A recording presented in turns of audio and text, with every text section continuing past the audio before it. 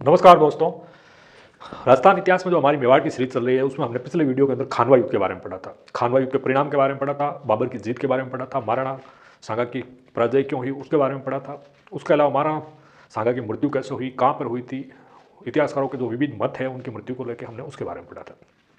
आज का जो हमारा टॉपिक है वो है महाराणा सांगा के उत्तराधिकारी, यानी महाराणा सांगा की मृत्यु के बाद में उनके उत्तराधिकारी कौन कौन बने, उनकी कितनी रानियाँ थी, कितने कुंवर थे, हम उसके बारे में पढ़ेंगे। महाराणा सांगा के मुख्य रूप से 3 रानियाँ थी और 4 पुत्र थे, 4 कुंवर थे। यानी कि 3 रानियाँ कौन कौन सी, तो एक तो थे कुंवर दे सोलंकी। ये कुंवर दे सोलंकी है जो टोडा राय सिंह की राजकुमारी थी, रायमल सोलंकी की पुत्री। इनसे एक पुत्र हुआ था जिसका नाम था भोजराज, कुंवर भोजराज। भोजराज है, इनका विवाह मेड़ता के दुद्धा राठौड़ की पोती और रतन सिंह राठौड़ जो बादोली के जागीरदार थे उनकी पुत्री से हुई, भक्त शिरोमणि मीराबाई से। ये भोजराज है, ये महाराणा सांगा के जीवन काल में इनकी मृत्यु हो गई थी, यानी कि विवाह के 7 वर्ष बाद में। ठीक है। दूसरी रानी थी, उनका नाम था धनदे राठौड़। ये धनदे राठौड़ है, ये मारवाड़ यानी जोधपुर राव गांगा की सिस्टर यानी बहन थी और बागा राठौड़ की पुत्री थी। जोधाजी राठौड़ है उनकी परपोती थी और इनसे एक पुत्र था जिनका नाम था रतन सिंह। एक थी कर्मावती, हाडी रानी कर्मावती के नाम से प्रसिद्ध है। यह नर्मद हाडा जो बूंदी के शासक थे उनकी पुत्री थी और इनके 2 पुत्र हुए, एक का नाम था विक्रमादित्य और दूसरे का नाम था उदय सिंह।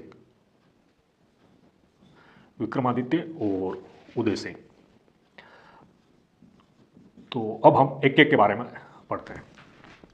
तो भोजराज थे, उनकी तो मृत्यु हो गई थी महाराणा सांगा के जीवन काल में। महाराणा सांगा की मृत्यु हुई थी 30 जनवरी 1528 को। उसके बाद में रतन सिंह है, वो मेवाड़ के अगले शासक बने। इनका कार्यकाल है 1528 से लेके 1531 तक। ठीक है। इनके जीवन कार्यकाल में कोई विशेष घटना नहीं हुई थी। एक जो याद रखने योग्य घटना है वो है कि जो कर्मावती हाडा थी, हाडी रानी कर्मावती, उनके एक भाई थे जिनका नाम था सूरजमल हाडा। ठीक है।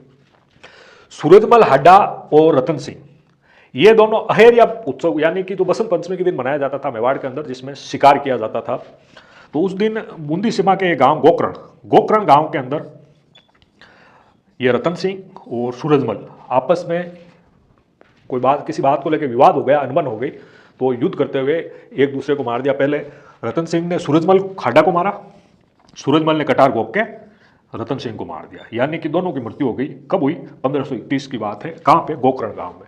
यानी कि राणा सांगा के एक पुत्र भोजराज थे, उनकी मृत्यु तो पहले जीवन काल में हो गई थी। दूसरा जो रतन सिंह था, जो नेक्स्ट शासक बना मेवाड़ का, जिसका कार्यकाल 1528 से लेकर 1531 तक है, जो गोकरण गांव के अंदर सूरजमल हाडा जो रानी कर्मावती हाडा का भाई था, नर्मद हाडा का पुत्र था, उससे किसी बात को लेकर अनबन हो गई, तो लड़ते हुए दोनों जो है वहाँ पे मृत्यु को प्राप्त हो गई। ठीक है। अब 1531 के अंदर नया शासक बनता है ये विक्रमादित्य। एक बात और बता देता हूं कि जैसे रानी कर्मावती थी, वो महाराणा सांगा से रणथंभौर की जागीर ली थी। इनके जीवन काल में रणथंभौर की जागीर ली थी। जो रणथंभौर जागीर है, मतलब रणथंभौर की जागीर अपने दोनों पुत्रों के नाम करवा ली थी। ठीक है। ये रणथंभौर की जागीर कम से कम वार्षिक 50-60 लाख आय की थी। 50-60 लाख वार्षिक आय वाली जागीर थी जो रणथंभौर थी। ये रानी कर्मावती ने अपने दोनों पुत्रों विक्रमादित्य और उदय सिंह के नाम करवा ली थी। राणा सांगा का देहांत हुआ उससे पहले। ठीक है। विक्रमादित्य,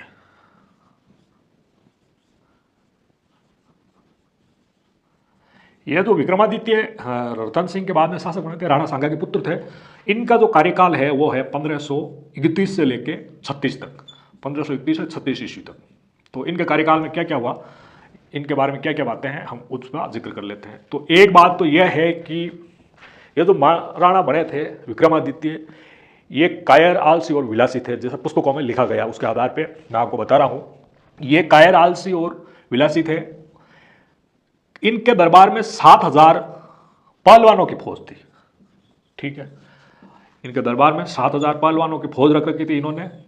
कुल मिला के ये अपने सामंतों से ज़्यादा इन 7,000 पहलवानों की फौज पे भरोसा करते थे, विश्वास करते थे, अपने सामंतों का मजाक उड़ाते थे। उस कारण से इनके सामंत इनसे नाराज होकर अपनी अपनी जागीर के अंदर लौट गए थे। एक तो ये, दूसरा क्या विक्रमादित्य के काल में दूसरी एक ये घटना हुई थी 1533 ईस्वी में। 1533 ईस्वी के अंदर, 1533 ईस्वी में गुजरात का सुल्तान था जिसका नाम था बहादुर शाह, यानी कि ये जो है ये मान लेते हैं हम कि ये मेवाड़ है, ठीक है, और इधर गुजरात, ठीक। तो गुजरात का जो सुल्तान था उस टाइम उसका नाम था बहादुर शाह। ये वही बहादुर शाह है जो सिकंदर शाह का छोटा भाई था, मुजफ्फर शाह सेकंड का पुत्र था। और इसी बहादुर शाह को जब गुजरात से भगा दिया था तो महाराणा सांगा ने अपने यहाँ पनाह दी थी, उसको रखा था, शरण दी थी। लेकिन यही बहादुर शाह 1533 ईस्वी में इसने क्या किया कि यहाँ पे जैसे चित्तौड़ है, चित्तौड़ को घेर लेता है, ठीक है, चित्तौड़ को घेर लेता है। उस समय मेवाड़ का जो शासक था वो विक्रमादित्य था, जो कायर, आलसी और विलासी था। उसकी आयु मात्र 18 या 19 वर्ष की थी। ये जो सामंत थे उनका भी वो अपमान करता था, अपने पहलवानों के भरोसे रहता था। तो वो सामंत भी अपनी राजधानी या जागीर में चले गए थे। जो राजकार्य का देख है वो रानी कर्मावती या इनकी माता राजमाता थी वो देखती थी। तो कर्मावती ने क्या किया, कर्मावती ने बहादुर शाह से संधि करने के लिए इससे बहादुर शाह को एक तो रणथंभौर का किला दे दिया, रणथंभौर, ठीक है। एक तो रणथंभौर का दुर्ग दे दिया जो 50-60 लाख आय वाला था, वार्षिक आय वाला। दूसरा क्या किया कि राणा सांगा ने मोहम्मद खिलजी सेकंड जो मालवा का शासक था उसे जब 6 माह कैद किया था तो मोहम्मद खिलजी ने अपने पूर्वज होशंग शाह का रत्न जड़ित मुकुट और कमरपट्टा होता है वो राणा सांगा को दिया था। तो कर्मावती ने जब संधि की थी तो वो जो होशंग शाह का कमरपट्टा और मुकुट था वो इस बहादुर शाह को दे दिया, ठीक है। एक तो मुकुट और एक कमरपट्टा। ये कमरपट्टा, ये कमरपट्टा किसका था, तो ये कमरपट्टा होशंग शाह जो मालवा का सुल्तान था उसका था। मोहम्मद खिलजी द्वितीय से छीना था या लिया था, किसने लिया था, राणा सांगा ने लिया था। और जब संधि हुई थी 1533 के अंदर, मार्च 1533 में, तो कर्मावती ने बहादुर शाह जो गुजरात का सुल्तान था उसे दे दिया, ठीक है। तो एक तो ये संधि हो गई 1533 में, इसने आक्रमण किया, ये संधि हो गई। एक तो रणथंभौर का दुर्ग दिया, एक मुकुट और कमरपट्टा दिया, ठीक है।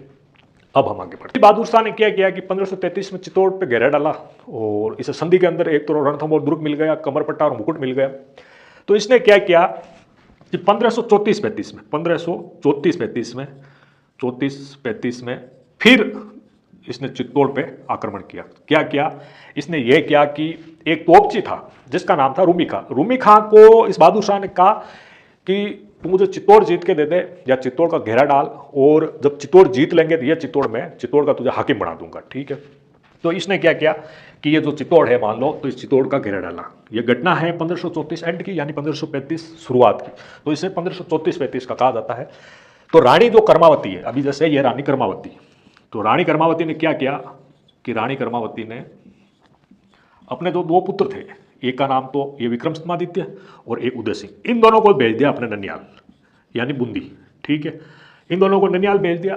और एक अपना दूत था जिसका नाम था पदम शाह, इसको भेजा पदम शाह को हुमायूं के पास में, ठीक है, सहायता के लिए। कहते हैं कि रानी कर्मावती ने हुमायूं को राखी भेजी थी। तो हुमायूं क्या है, हुमायूं जैसे मान लो यहाँ पे ग्वालियर है, तो ये हुमायूं ग्वालियर तक आया था और ग्वालियर में इसने पड़ाव डाला था। तो फरिश्ता लिखता है कि बहादुर शाह ने हुमायूं को पत्र लिखा। पत्र के अंदर लिखा, बहादुर शाह ने पत्र के अंदर यह लिखा था कि मैं इस समय जिहाद यानी धर्म के मार्ग पर हूं, तुम अगर हिंदुओं की सहायता करोगे तो खुदा के घर जाके क्या जवाब दोगे। इस पत्र के कारण हुमायूं वहीं ग्वालियर में रुक जाता है। बहादुर शाह या इस चित्तौड़ का घेरा डाल देता है रूमी खां की सहायता से। चित्तौड़ का दूसरा शाखा, चित्तौड़ का दूसरा शाखा,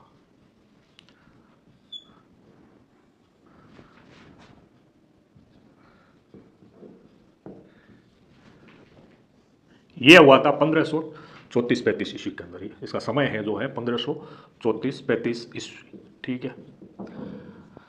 तो शाखा में क्या होता है कि जोर और केसरिया होता है, उसी शाखा कहते हैं। पहले जोर होता है, जोर के बाद में जो वीर है वो दुर्ग के द्वार खोल देते और वो शेरों की तरह दुश्मन के ऊपर टूट पड़ते थे, उसे केसरिया कहा जाता था। तो जोर है, वो जोर तो किया था रानी कर्मावती ने, रानी कर्मावती जो राणा सांगा की पत्नी थी या रानी थी, रानी कर्मावती हड्डा, इन्होंने जोर किया था। इनके नेतृत्व में जोर हुआ था। किताबों में तो लिखा हुआ है कि 13,000 वीरांगनाओं ने इस दिन जोर किया था। रानी कर्मावती और जो विक्रमादित्य था उनकी पत्नी या रानी जिनका नाम था जवाहर दे, ठीक है। रानी कर्मावती ने जौहर से पहले ब्राह्मणों को पुर गांव, जो मेवाड़ के अंदर है, पुर गांव दान में दिया था, ठीक है। पुर गांव दान में दिया ब्राह्मणों को। इसकी जानकारी हमें पुर गांव से मिले ताम्रपत्र से मिलती है। ताम्रपत्र है एक जो 1535 ईस्वी का है। इससे हमें पता चलता है कि भी ये जो जौहर है ये 1535 ईस्वी में हुआ, क्योंकि महारानी कर्मावती ने जौहर से पहले पुर गांव ब्राह्मणों को दान में दिया था। 1535 के अंदर ताम्रपत्र खुदवा के उनको भेंट किया था, ठीक है।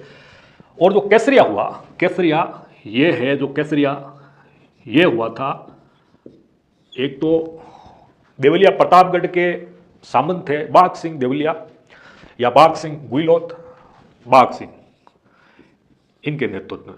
ये जो बाघ सिंह है इनको क्या किया कि महाराणा का प्रतिनिधि बनाया गया, ठीक है।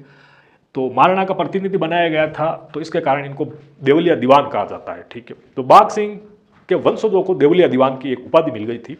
तो एक तो बाघ सिंह थे, एक अर्जुन हड्डा थे। अर्जुन हड्डा कौन थे? अर्जुन हड्डा महारानी कर्मावती के चाचा थे, जो नर्मद हड्डा के छोटे भाई थे। और एक देसूरी के भैरुदास सोलंकी थे, भैरुदास जी सोलंकी, ठीक है। एक तो भैरुदास जी सोलंकी थे, एक बाघ सिंह जी थे, एक अर्जुन हड्डा थे। और इनकी जो छत्री है ये पाडनपोल चित्तौड़ दुर्ग में है, ठीक है। और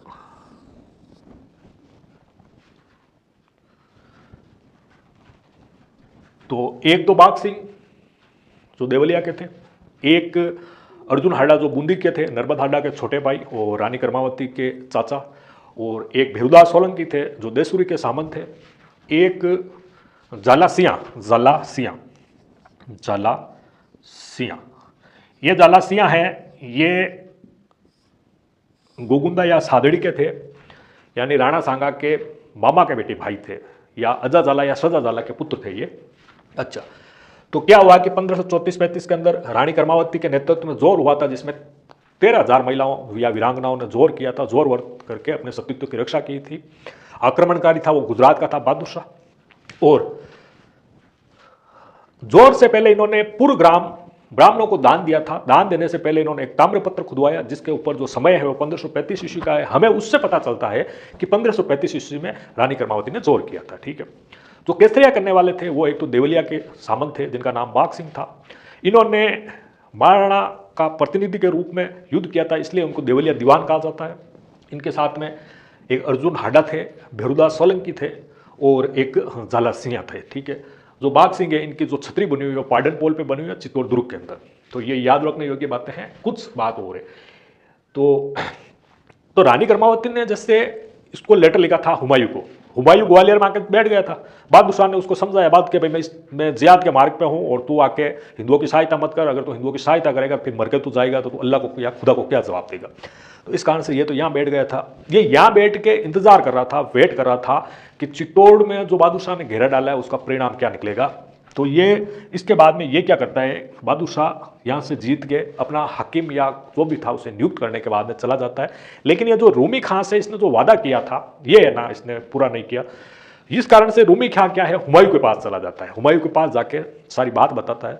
हुमायूं अटैक करता है चित्तौड़ पे, ये यही था। तो ये बहादुर शाह क्या करता है, चित्तौड़ से भाग के चला जाता है गुजरात, और गुजरात से ये भाग के चला जाता है खंपात की तरफ। खंपात में दीव दमन है, वहाँ जाता है और वहाँ पे है ना ये पुर्तगालियों से किसी बात को लेके बहस हो जाती है या ये डेढ़ होशियारी करता है। तो पुर्तगाली क्या करते हैं, इसको फेंक देते हैं नाव से उठा के समुद्र के अंदर, ये मर जाता है वहाँ पे। एक सूफी संत थे जिनका नाम था शेख जीव। उन्होंने पहले भविष्यवाणी कर दी थी कि बहादुर शाह तो जिस दिन चित्तौड़ का दुर्ग जीतेगा उसी दिन तेरी मृत्यु हो जाएगी।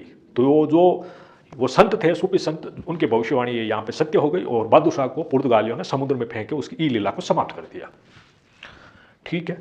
अब आगे क्या होता है, ये जो चित्तौड़ का दूसरा साका हुआ था 1534-35 में, और चित्तौड़ दुर्ग पे बहादुर शाह ने अपनी सेना छोड़ दी थी। वहाँ पे किसी को हाकिम या जो भी प्रशासक है वो नियुक्त कर दिया था। जो उदय सिंह और विक्रमादित्य थे, राणा सांगा के दोनों पुत्र, वो अपने ननियाल बूंदी के अंदर थे। तो मेवाड़ी सामंतों ने बूंदी से उनको वापस बुलाया मेवाड़। और जो चित्तौड़ दुर्ग के अंदर कुछ सेना थी बहादुर शाह के, बहादुर शाह तो मर गया था तालाब में, उसको समुद्र में फेंक दिया पुर्तगालियों को। तो उसकी जो सेना थी उसे वहाँ से भगा दिया, किसने? मेवाड़ी सामंतों ने। और विक्रमादित्य है, जैसे विक्रमादित्य को वापस शासक बना दिया, ठीक है। उसके बाद में क्या हुआ कि ये मान लो विक्रमादित्य है, ठीक है। विक्रमादित्य ये उस समय 18-19 वर्ष का था, और ये है जो है मेवाड़ का शासक, यानी कि राणा विक्रमादित्य। तो ये शासक था राणा सांगा के बड़े भाई, राणा रायमल के बड़े पुत्र, यानी उड़ना पृथ्वीराज या उड़ना राजकुमार पृथ्वीराज सिसोदिया। पृथ्वीराज सिसोदिया, जैसे ये पृथ्वीराज सिसोदिया, ये जो पृथ्वीराज सिसोदिया थे ना, इनकी क्या है कि एक पासवान थी, जो पृथ्वीराज की एक पासवान थी जिसका नाम था पामादे या पुतुलदे। ये पामादे या पुतुलदे है, ये पुतुलदे है या इसको पामादेव भी कहते हैं। ये पुतुलदे महाराष्ट्र की रहने वाली थी, ठीक है। ये महाराष्ट्र की रहने वाली थी, पृथ्वीराज सिसोदिया की पासवान थी। और इन दोनों से एक पुत्र हुआ जिसका नाम था बणवीर। बणवीर, ये जो बणवीर है ये पृथ्वीराज सिसोदिया का अनोरस पुत्र है, ठीक है। ये अनोरस पुत्र क्या करता है कि ये इस पर विक्रमादित्य को मार देता है, ठीक है। तलवार से काट के 2 टुकड़े कर देता है।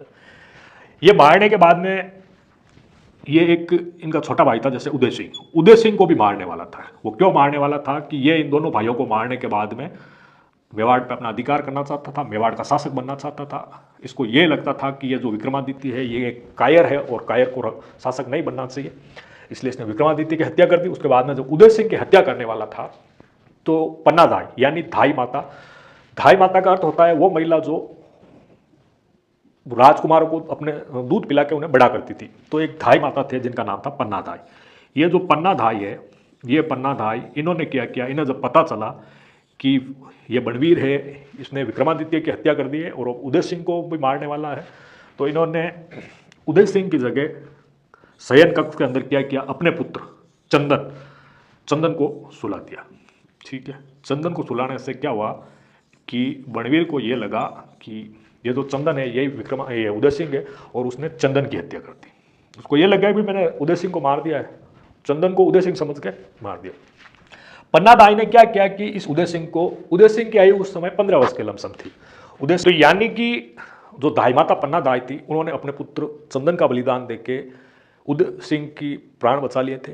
और प्राण बचाने के बाद में पन्नाधाई ने क्या किया कि उदय सिंह को लेके एक किरितबारी नाम का एक व्यक्ति था, जिसकी सहायता से, बारी होता है जो राजमहलों के अंदर जब राजा वगैरह या राज परिवार भोजन करने के बाद में जो पत्तल होते थे वो उठाने का कार्य करते थे। तो उस किरितबारी की सहायता से पन्नाधाई ने उदय सिंह को वहां से बाहर निकाल दिया महल से, और चित्तौड़ से वो सबसे पहले तो देवलिया प्रतापगढ़ गए थे सहायता के लिए। राय सिंह वहाँ का शासक था, लेकिन वो कुछ उसने ज़्यादा सहायता नहीं की।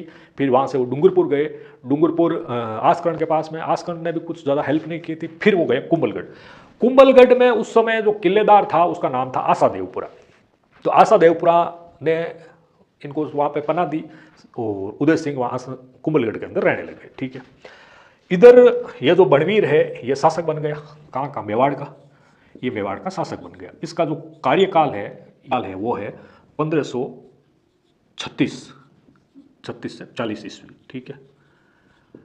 इसके कार्यकाल में क्या क्या हुआ, ये मतलब 4 साल तक शासक रहा था पृथ्वीराज सिसोदिया का अनोरस पुत्र। इसने क्या किया कि एक नौकोटा महल बनवाया चित्तौड़ के अंदर, जिसे नौकोटी महल भी कहते हैं, ठीक है। एक तो नौकोटा महल बनवाया, तांबे के सिक्के चलाए थे जिसके ऊपर श्री राणा बनवीर लिखा हुआ है, ठीक है। तांबे के सिक्के श्री राणा बनवीर लिखा हुआ किसने चलवाए थे, तो इसने बनवीर ने चलवाए थे। तो एक तो महल बनवाया, एक इसने चित्तौड़ दुर्ग के अंदर तुलजा भवानी माता का मंदिर बनाया था। तुलजा माता भवानी वैसे महाराष्ट्र शिवाजी महाराज या छत्रपति शिवाजी महाराज की आराध्य देवी थी। और ये जो है बनवीर ने तुलजा भवानी माता का मंदिर बनाया था। तो तुलजा भवानी जो माता है, इनकी पूजा बनवीर की माता पुतुलदे थी वो करती थी, इसलिए इसने चित्तौड़ के अंदर तुलजा भवानी माता का मंदिर बनवाया था, ठीक है। फिर क्या होता है, आगे हम पन्नाधाई उनका थोड़ा परिचय पढ़ लेते हैं। बनवीर का कार्यकाल था 1536 से 40 ईस्वी तक, यानी कि 1540 ईस्वी में एक युद्ध होता है जिसे मावली का युद्ध कहते हैं, जो बनवीर और उदय सिंह के बीच में होता है। उदय सिंह बनवीर को मार देते हैं उस युद्ध में, या ये भाग जाता है। तो उसके बाद में मेवाड़ पे उदय सिंह का शासन हो जाता है, ठीक है। अब हम पन्नाधाई जो उदय सिंह के धाई माता थे उनका परिचय पढ़ लेते हैं। ये जो पन्नाधाई,